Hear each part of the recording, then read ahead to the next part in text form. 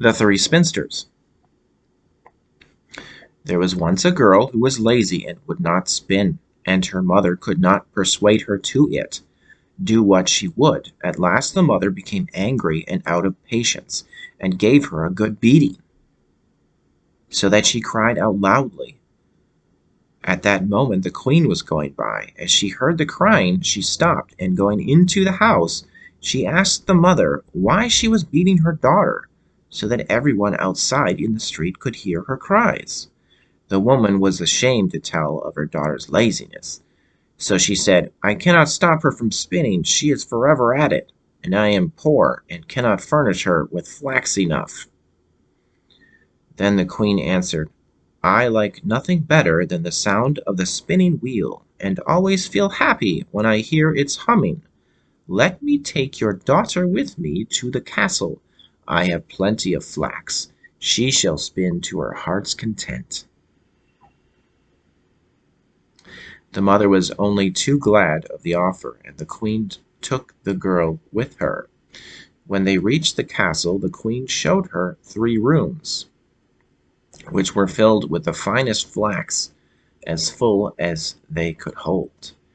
Now you go spin me this flax, said she, and when you can show it me all done, you shall have my eldest son for bridegroom. You may be poor, but I make nothing of that. Your industry is dowry enough.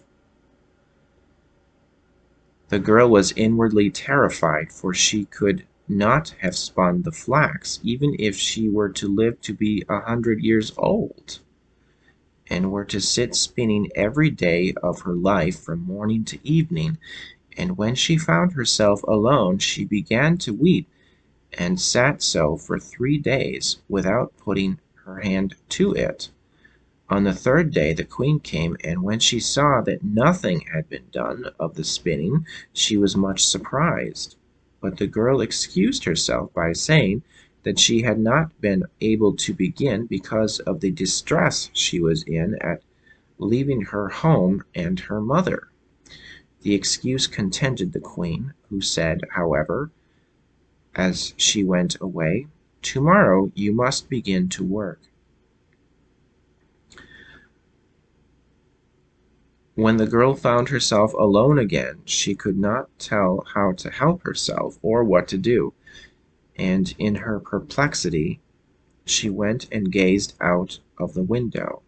There she saw 3 women passing by, and the first of them had a broad flat foot. The second had a big underlip that hung down over her chin, and the third had a remarkably broad thumb. They all of them stopped in front of the window and called out to know what it was that the girl wanted. She told them all her need, and they promised her their help, and said, Then will you invite us to your wedding, and not be ashamed of us, and call us your cousins, and let us sit at your table? If you will promise this, we will finish off your flax spinning in a very short time. With all my heart, answered the girl. Only come in now and begin at once. Then these same women came in, and she cleared a space in the first room for them to sit and carry on their spinning.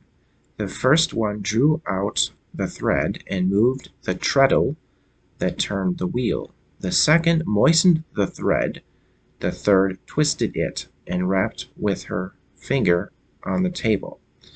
And as often as she rapped, a heap of yarn fell to the ground, and it was spun most beautifully. But the girl hid the 3 spinsters out of the queen's sight, and only showed her, as often as she came, the heaps of well-spun yarn, and there was no end to the praises she received. When the first room was empty, they went on to the second, and then to the third, so that at last all was finished.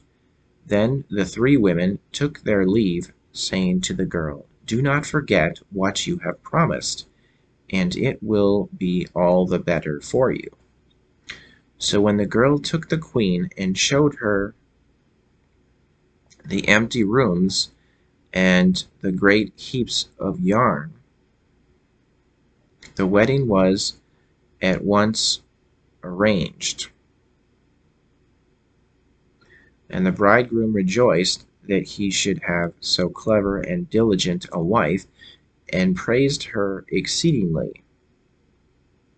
"I have three cousins," said the girl, "and as they have shown me a great deal of kindness, I would not wish to forget them.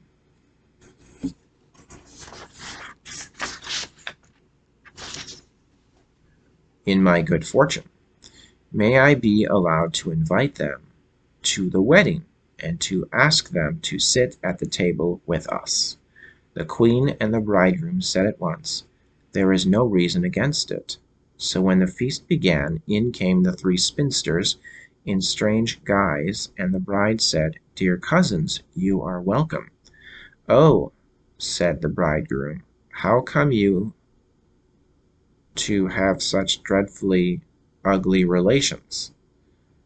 And then he went up to the first spinster and said, "How is it that you have such a broad flat foot?"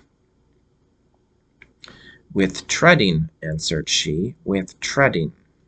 Then he went up to the second and said, "How is it that you have such a great hanging lip?" "With licking," answered she, "with licking." Then he asked the third, "How is it that you have such a broad thumb?" "With twisting thread," answered she, "with twisting thread."